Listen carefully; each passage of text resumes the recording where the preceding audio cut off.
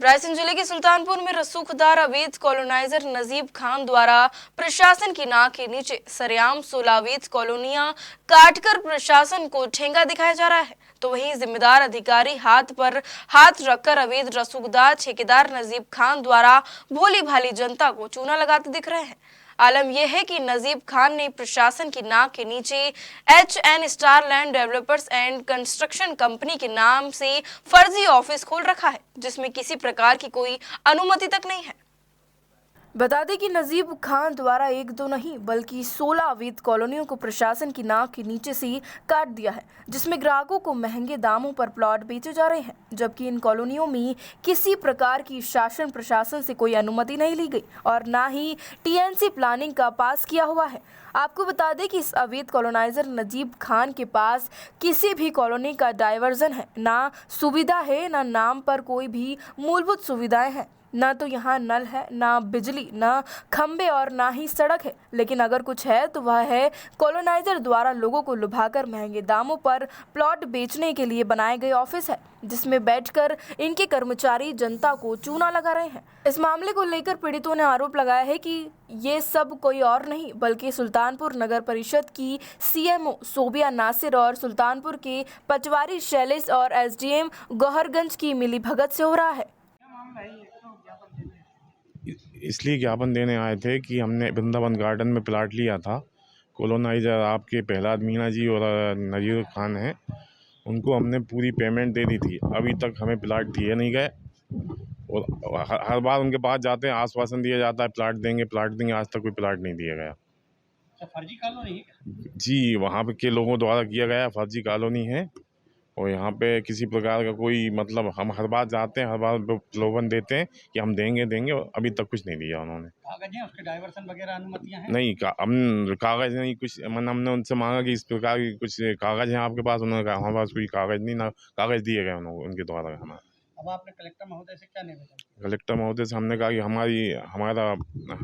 हमारी सुनवाई की जाए कि हम इतने दिन से उनके पैसे दिए थे, आज तक उन्होंने ना प्लाट दिए ना हमारे पैसे वापस दिए उन्होंने। क्या फर्जी कॉलोनाइजर हैं क्या? जी, फर्जी कॉलोनाइजर हैं। कितने पैसे दिए आप?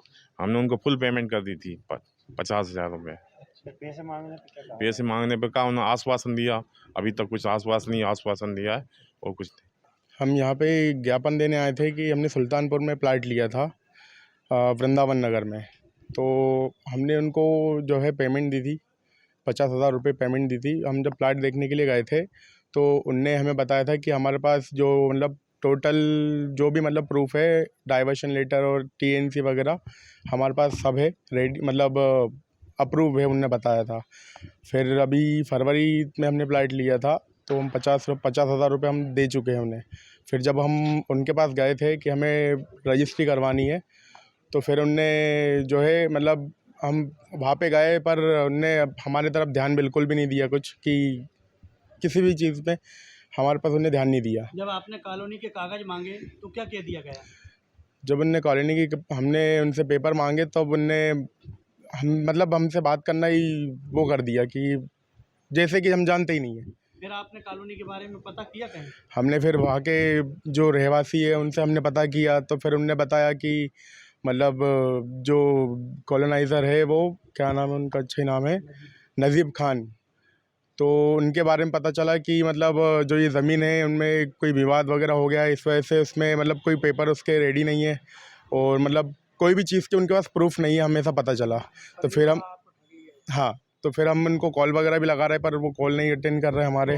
आपको क्या लगता है आपको ठग लिया गया है? हाँ, हमें भी और कई लोगों को साथ में, मैं तो एक ही हूँ पर उनने कई सारे प्लाट बेचे तो उनने कई लोगों को ठगा हुआ है। आपने कलेक्टर महोदय से क्या निवेदन किया? फिर हम कलेक्टर ऑफिस आए थे, फिर हमने वही यहाँ पे यही निवेदन दिया कि मतलब उनके खिलाफ जो है कार्रवाई की जाए और न्याय मिले।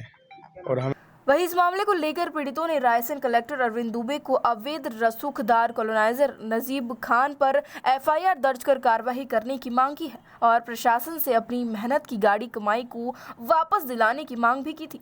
वहीं कलेक्टर अरविंद दुबे ने मामले में संज्ञान लेते हुए तत्काल अवैध कॉलोनाइजर पर कार्रवाई करने की बात कही थी। लेकिन आश्वासन के बाद 15 दिन बीत जाने के बाद भी अवैध कॉलोनाइजर पर किसी भी प्रकार की कार्रवाई नहीं हुई है। वहीं एक बार फिर पीड़ितों ने कलेक्टर को आवेदन दिया है, जिसमें कलेक्टर ने जांच के उपरांत कार्रवाई करने का आश्वासन दिया है।